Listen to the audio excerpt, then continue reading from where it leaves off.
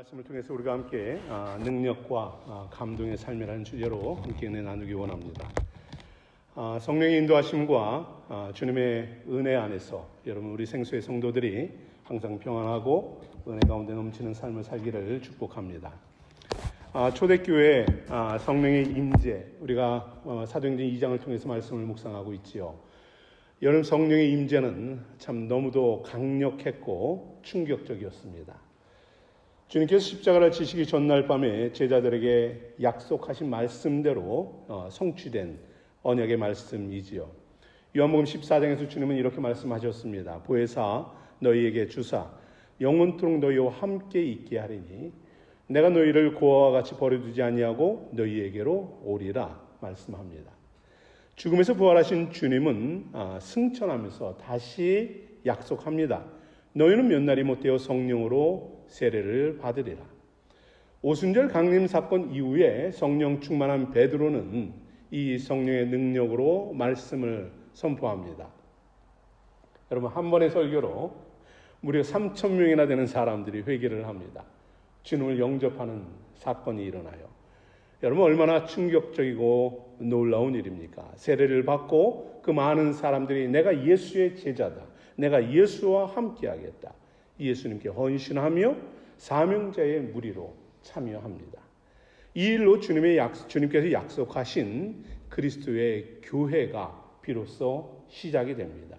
이때로부터 지금까지 하나님의 교회는 이 땅에 존재하고 또한 이 복음을 들고 예수의 제자된 사람들이 계속해서 주의 교회를 세우고 복음을 전하며 나아가는 것이지요. 성령의 인도로 제자들은 예수 그리스도의 복음을 전합니다. 열방의 교회를 세워가며 부흥의 역사가 끊임없이 일어납니다. 성령의 역사는 2000년이 지난 지금도 오늘도 동일하게 일어난다는 사실, 여러분 이것을 믿으시기 바랍니다. 주님의 언약대로 성령은 영원토록 이 복음에 순종하는 성도들을 통해서 회개와 구원의 복음을 전하고 그로 하나님의 교회를 세워가시는 것이에요. 오늘 주님은 이 강력한 성령의 역사 속에서 바로 이제는 우리를 찾아오십니다. 성령의 능력으로 세움받고 성령의 감동으로 세움받은 교회에 찾아오십니다. 그리고 그 속에서 주님의 역사에 참여하자, 함께하자 우리에게 권면하시는 것이죠. 주님의 풍성한 은혜로 세움받은 이 생수교회가, 그리고 이 속에서 주를 예배하는 여러분이 그 은혜의 능력 가운데 거하기를 축복합니다. 여러분, 오늘 본문의 배경은 사도행전 2장 14절에서 36절에서 시작됩니다. 어디입니까? 베드로의 설교입니다. 이 베드로의 설교 14절에서 36절, 22절의 말씀이에요. 이 설교를 그대로 본다면 대략 한 몇 분 정도 설교를 했을까요? 몇 분 정도 걸렸을까요? 본문이 전부라고 한다면 게스해 보십시오. 몇 분 정도였을까요? 네? 2분, 2minute. 제가 한번 해봤습니다. 설교하듯이 이 본문을 읽어봤는데 한 2분, 천천히 읽으면 한 2분 40초. 그리고 빨리 하면 2분 20초 이렇게 걸리더라고요. 그러니까 3분이 넘어서지 않을 정도의 시간이에요. 3분 설교로, 제가 부끄럽습니다만 3분 설교로 3,000명이 구원받았습니다. 3분 설교로 사명자가 3,000명이 나왔어요. 설교자의 관점으로 볼 때 정말 제가 부끄러운 마음입니다. 저는 매주 한 30분 설교를 하는데 별로 시원찮죠? 여러분, 미안합니다. 주님과 여러분에게 참 미안하고 아쉬운 마음이 많이 들어요. 그래서 한번 생각해 봤어요. 한 3분 정도로 확 줄여볼까? 그러면 어떨까? 설교를 30분 한다고 해서 변화되는 게 아니라 이 베드로처럼 핵심만 파워풀하게 한 3분 정도로 전하면 더 효과가 있을까 하는 이런 생각도 고민도 해봤는데, 이거는 내 문제보다 우리 성도들이 일당 100인 우리 생수의 성도들이 일당 1000으로 일하면은 그저 3,000명의 역사가 우리 교회도 일어나지 않을까, 이런 소망을 가지고 그냥 30분 하자 생각을 가졌습니다. 여러분 조금 길다 생각되어도 이해해 주시고 대신 여러분의 능력 가운데서 성령의 능력 가운데 생활하기를 축복을 권면을 드립니다. 자, 여러분, 베드로는 놀라운 이 성령의 역사하심 가운데 이 성령의 능력에 호기심을 갖고 찾아오는 사람들이 3,000명이나 되는 사람들이 때로 몰려옵니다. 그런데 이 베드로의 설교는 크게 두 가지 핵심이에요. 베드로는 이 호기심을 갖고 있는 사람들에게 성령 충만하면 이게 무슨 일이야 막 이런 사람들에게 두 가지 핵심을 전합니다. 첫째로는 요엘 선지자의 예언대로 성령이 강림하셨다. 이 성령의 역사는 구약의 선지자의 예언대로 이루어진 것이다 라는 사실을 말하죠.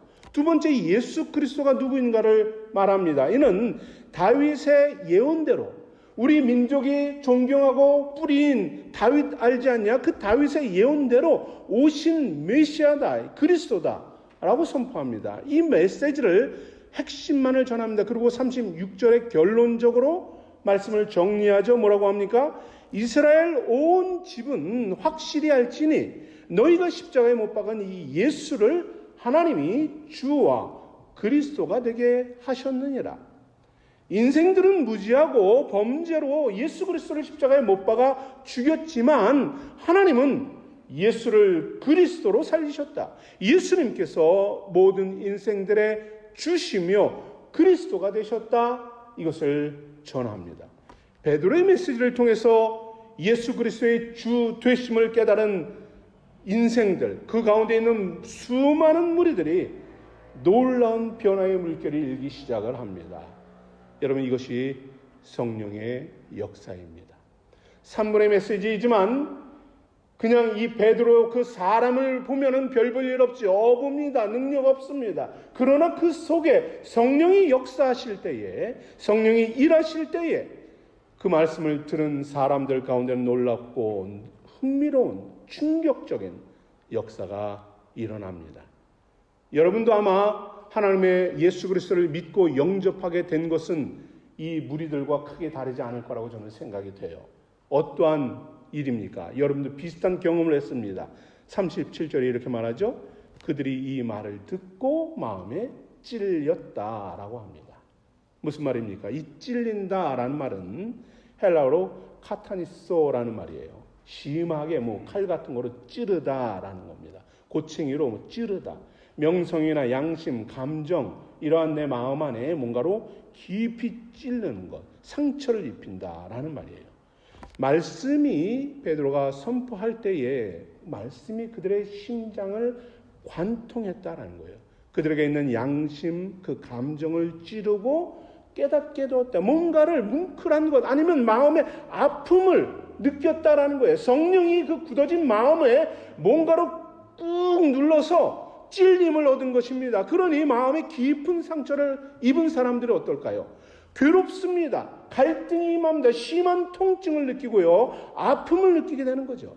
사랑하는 성도 여러분, 말씀을 통해서 우리들도 가끔 깨달음이 있지 않습니까? 상처를 입죠. 목사님 말씀 때문에 내 마음이 아파요. 아니면 찔렸어요. 마음이 속상해요. 아니면 어떤 경우는 시험 들었어요. 이런 경우도 있지요. 그죠? 지극히 옳은 것입니다. 여러분, 마음에 찔림이 있는 것 잘못된 게 아닙니다. 이것은 바로 더 좋은 기회로 또 다른 은혜로 인도하시는 하나님의 섭리입니다.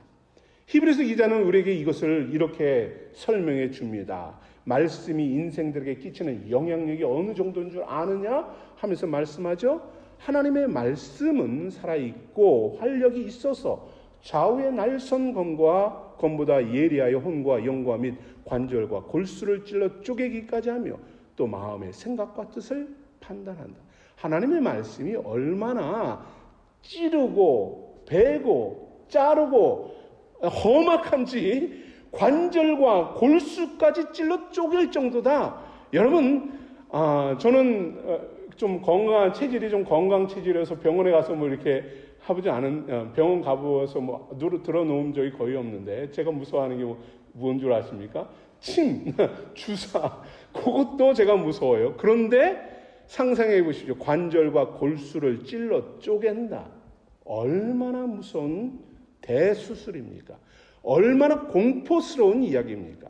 하나님의 말씀은 마치 좌우의 날선 양날의 검과 같다, 면도칼 것 같아서 이 말씀이 선포되어질 때 그 마음과 온 몸 뼈 마디마디가 칼로 쪼개고 부수듯이 거침없이 베인다는 거예요. 잘린다는 겁니다. 상처를 입는다는 겁니다. 흔적이 남습니다. 시험이 드는 것이에요. 아픕니다. 무엇 때문에요? 내 안에 있는 말씀과 부딪히는 것들 때문에, 내 안에 있는 나의 습성과 나의 육체적인 욕망과 욕구, 이와 같은 것들이 말씀에 부딪히게 되니 큰 찔림이 있고 가슴을 치며 회개하며 그것이 때로는 결단으로, 눈물로, 통곡으로 이어진다는 것이에요. 이렇게 말씀을 관통했을 때 찔림을 받고 상처를 입은 사람들의 반응이 나옵니다. 그들이 어떻게 합니까? 도대체 어찌해야 합니까? 형제들아, 우리가 어찌할꼬? 이 찔림을 입고 몸에 베임을 당하고 잘림을 당하니 당연히 소리를 지르죠. 수많은 사람들이 외칩니다. 어떻게 하라는 말이야? 도대체 내가 어떻게 해야 되라는 거예요.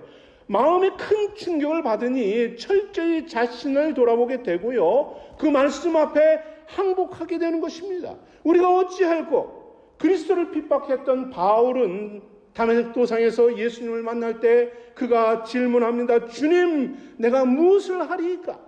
강렬한 빛으로 오신 주님을 만났을 때 심령을 뚫고 그의 양심과 믿음을 파헤치는 예수님을 만날 때에 어떻게 하라는 것입니까? 내가 도대체 뭘 잘못한 겁니까? 그가 열심을 내어서 하나님을 위해서 충성했습니다. 생명을 다했습니다. 사람을 죽일 정도로 열심을 다했어요. 그런데 자기가 한 이 모든 것이 다 부정당했습니다. 그것이 모두 다 하나님을 대적하는 일이었어요. 철저히 하나님 앞에 그것은 잘못된 거야 부정을 당하고 무너져 버립니다. 그러자 바울이 도대체 어찌 된 것입니까? 어찌 해야 합니까? 무엇을 해야 합니까? 하나님 앞에 무릎 꿇은 것이죠. 바울이 복음을 전하다가 은혜로 사도로 복음을 전하다 빌립보를 가지요. 그곳에서 열심히 전도를 하는데, 복음을 전하는데 귀신 들린 여자를 고쳤다는 이유로 바울 일행이 감옥에 갇혀요. 그죠? 그때 밤중에 기도할 때에 옥문이 흔들려 문이 열리고 그로 인해서 그 간수가 이제 외칩니다. 간수가 두려움이 따라 자결을 하려고 할 때 그에게 복음을 전합니다. 그때 간수가 외치죠. 뭐라고 합니까? 내가 어떻게 하여야 구원을 받으리이까? 어찌 해야 합니까? 복음 앞에 두려움으로 떨며 엎드리며 울부짖는 것입니다. 오늘날에도 복음이 선포되는 곳에는 한결같이 이 소리가 들립니다. 어찌하라고요? 내가 하나님을 어떻게 하길 원하십니까? 내가 어떻게 해야 합니까? 더 이상 뭘 합니까? 내가 뭐가 잘못됐습니까? 여러분 이 질문에 주님은 여러분에게 무엇이라 말씀하나요? 이 질문이 떠오를 때 여러분은 어떻게 반응을 합니까? 오늘 바울은 담대히 외칩니다. 주 예수 그리스도를 믿으라. 그리하면 너와 내 집이 구원을 받으리라. 오늘 베드로도 선언하지요. 너희가 회개하여 각각 예수 그리스도의 이름으로 세례를 받고 죄 사함을 받으라. 그리하면 성령을 선물로 받으리라. 너희가 이 패역한 세대에서 구원을 받으라 합니다. 회개하여 믿음으로 세례를 받고 구원을 받으라. 여러분, 우리가 나가야 할 길은 클리어합니다. 명확합니다. 분명합니다. 회개하고 믿고 세례받아 구원 얻는 것, 이것이 우리가 해야 될 일입니다. 마음의 찔림을 받은 이들에게 선포합니다. 말씀 앞에 멀어지던 길에서 그만 멈추고 돌아서라. 회개하고 마음을 바꾸고 방향을 턴하고 현재 품고 있던 그 육신적인 사고와 습성과 편견과 불신앙의 그 사고 구조를 바꾸어라. 회개해야만 한다라고 하지요. 이때 성령의 세례를 주시고 우리가 주도하고 내가 이끄는 삶이 아니라 성령께서 이끄는 삶으로 인도해 주시겠다 합니다. 모든 인생들이 이 패역한 세대에서 구원 얻는 예수 그리스도로 소망 중에 살아가도록 이끌어 주겠다 하십니다. 여러분, 그렇다면 이렇게 이제 메시지가 선포되어서 구원 얻은 백성들에게 오늘 하나님은 놀라운 일을 하십니다. 구원받은 여러분에게 하나님이 하신 일은 무엇입니까? 성령은 여러분에게 무엇을 확증하시고 이렇게 죄사함을 얻고 은혜 얻고 구원받은 여러분에게 약속하신 하나님의 언약은 무엇입니까? 주님께서 여러분에게 복음으로 설득하고 격려하며 이끄시는 은혜의 삶은 무엇인가요? 저는 오늘 말씀을 통해서 두 가지를 묵상하기 원합니다. 먼저는 우리 믿음의 성도들이 능력의 삶을 살게 된다라는 사실입니다.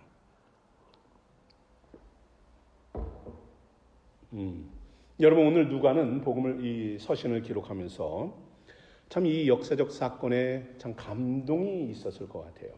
41절에 이렇게 말하죠. 그 말을 받는 사람들은 세례를 받으며 그날에 이날에 신도의 수가 3,000이나 더하더라. 예, 얼마나 놀라운 일입니까? 이 말씀을 볼 때마다 참 나는 뭔가 하는 생각이 듭니다. 여러분 그래도 이해해 주시고 우리 안에 놀라운 이 능력의 삶이 우리 안에 넘치기를 소망합니다. 3,000이나 되는 사람들이 죄를 버립니다. 결단합니다. 세례받고 구원받는 역사가 일어나요. 믿음의 결단이죠. 새롭게 태어나고 예수의 제자로 헌신합니다. 예수 그리스도의 복음의 공동체에 그들이 가입하고 초대교회에 놀랍게 세워지죠.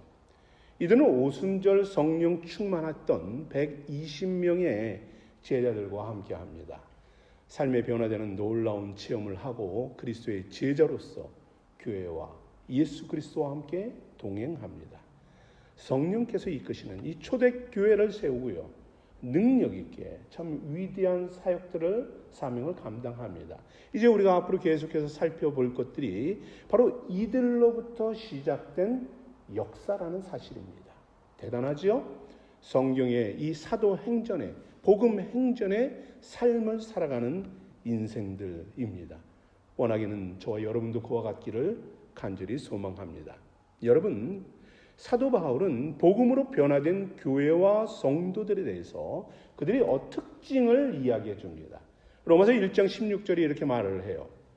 내가 복음을 부끄러워하지 아니하노니 이 복음은 모든 믿는 자에게 구원을 주시는 하나님의 능력이 됨이라. 여러분 그렇습니다. 복음은 무엇이 돼요? 능력이다 라는 사실입니다. 생수교회가 예수 그리스도로 구원을 얻어서 하나님의 능력으로 세워진 공동체임을 저는 믿습니다. 아멘이죠? 아멘? 대답이 그렇지요. 하나님의 능력으로 구원을 얻은 백성들이 이 자리에 모여서 함께 복음의 능력으로 살아내야 하는 것이죠. 능력으로 진리의 말씀을 선포하고 성도들이 이곳에서 의의 병기로 하나님의 말씀을 들고 살아나가는 것입니다. 저에게는 생수교회를 향한 한 가지 믿음이 있습니다. 여러분은 십자가의 도를 부끄러워하지 않는 성도들이라는 사실입니다. 맞습니까? 아멘입니까? 십자가의 도가 복음이 부끄러운 사람은 아무도 없으리라고 믿어요. 그렇기에 이 영국 땅에 와서도 함께 예배하며 경배하며 교회를 세우려고 애를 쓰고 이 열정이 여러분 얼마나 위대합니까? 이 능력은 이 열정은 아무나 품을 수 있는 게 아니에요. 어려우면 다 나 몰라라 하는 게 현대인들의 모습 아닙니까? 그럼에도 여러분에게 있는 그 열정, 그 능력, 이것이 주 복음을 부끄러워하지 않는 이 마음에서 비롯된 것이라고 저는 믿습니다. 이제는 우리가 거기서 한 발 더 나아가야지요. 무엇입니까? 이 복음을 자랑하며 살아가야 하는 것입니다.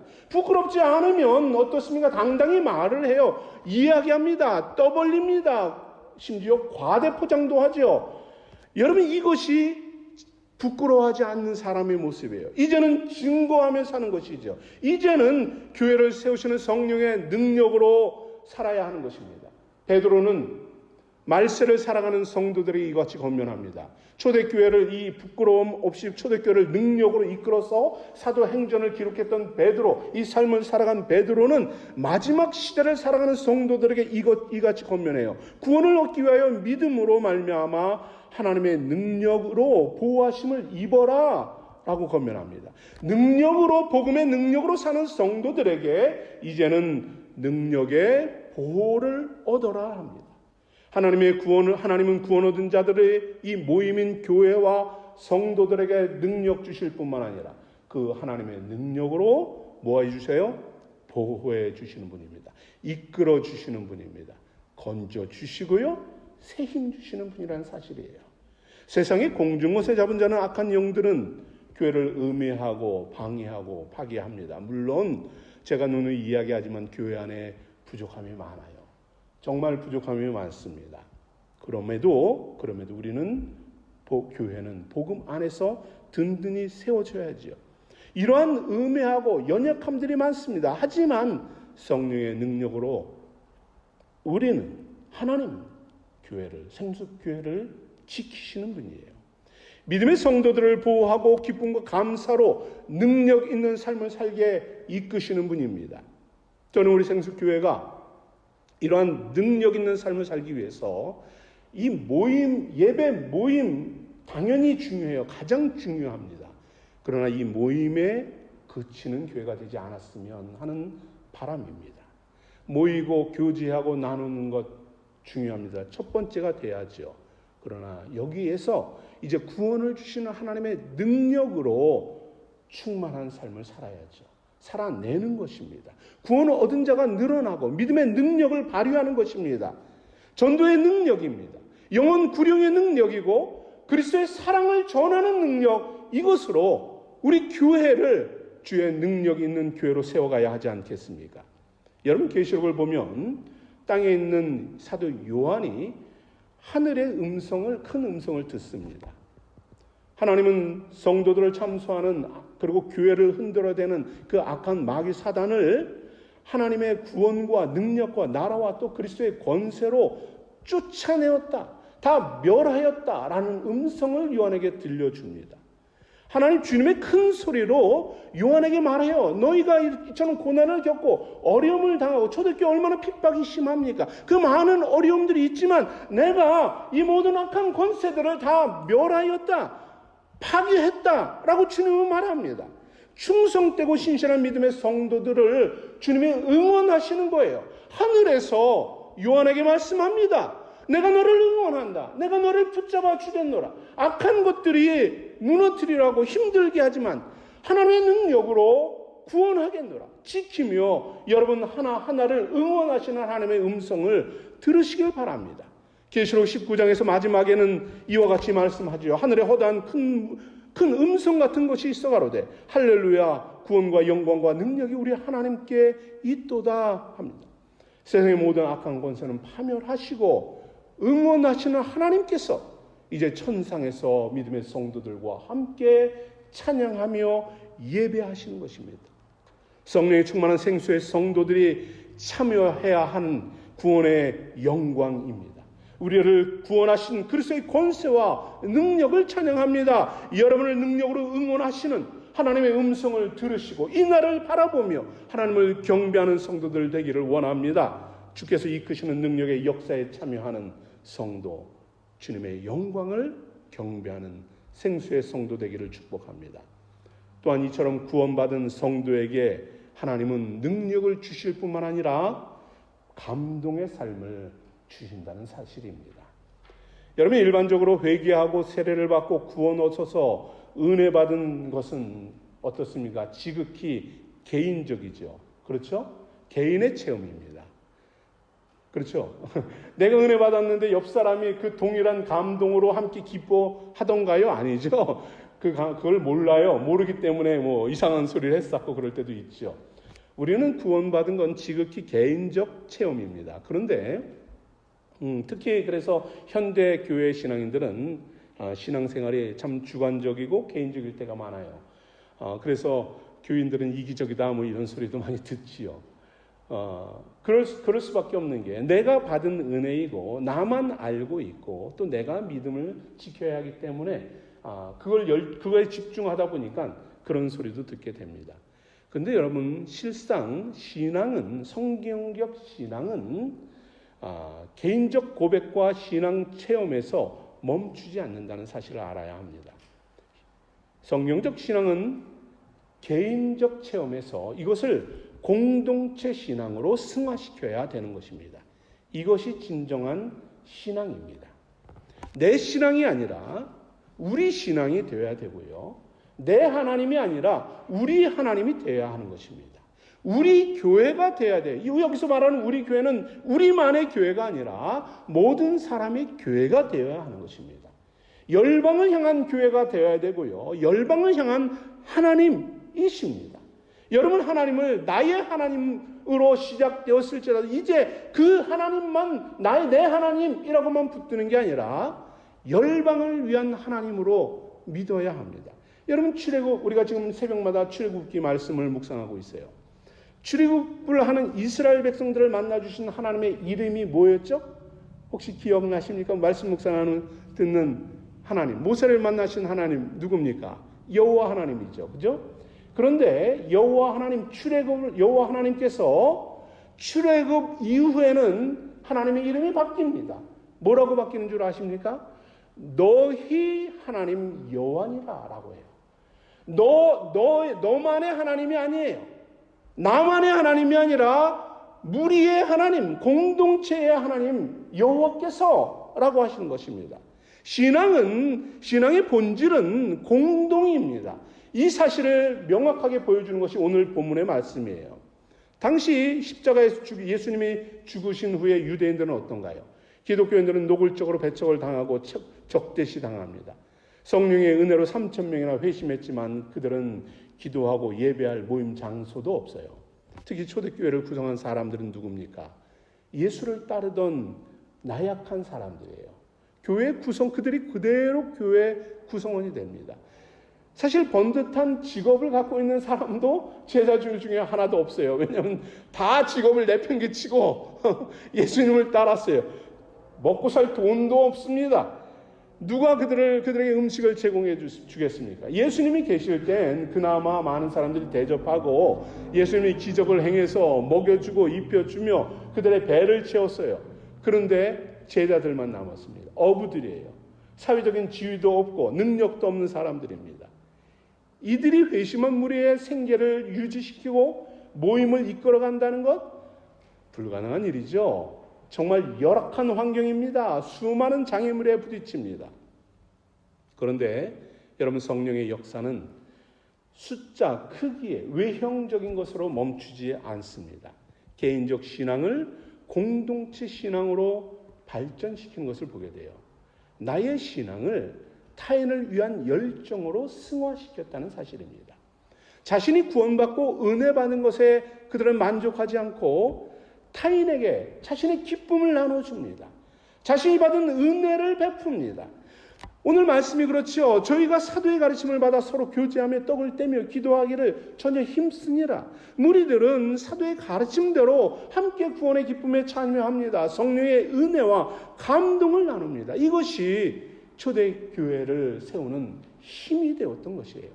자신의 물건을 나누고 재산과 소유를 팔아서 아낌없이 베풉니다. 생활이 넉넉하지 않은 사람들, 가난한 사람들, 그들을 부끄럽게 하지 않고 또 많다고 거만하지 않고 또 타인을 업신여기지 않고 베풉니다. 성령의 능력을 경험한 후에 이들은 모든 것이 주의 것이다 라는 사실을 깨달은 것이지요. 그리고 믿음으로 살아냅니다. 초대교회 성도들이 바로 이처럼 신앙의 공동체를 형성하고요. 그리고 초대교회 이 예루살렘에 지진이 나고 많은 재난이 일어날 때 이 교회가 예루살렘을 세우는 놀라운 사역을 감당하는 것입니다. 뿐만 아니라 열방으로 흩어진 교회들을 세우고 구제하고 사랑하며 성령의 놀라운 은혜를 이루어가는 것입니다. 예수 그리스도의 오늘날은 물론 이때와 같은 이런 신앙 공동체를 형성할 수는 없어요. 그러나 성령은 또 다른 모습으로 우리 교회를 이끌어 가십니다. 저는 그것이 바로 예수 그리스도의 사람으로 만들어지는 것이다 라고 믿습니다. 예수 그리스도의 성품인 사랑과 희락과 화평, 오래 참음, 자비, 양성, 충성, 온유, 절제의 삶, 이것이 우리 안에 자리 잡는 것이죠. 예배와 기도 봉사하는 이 시간이 예수의 마음을 갖고 있으니 기쁨이 되는 것입니다.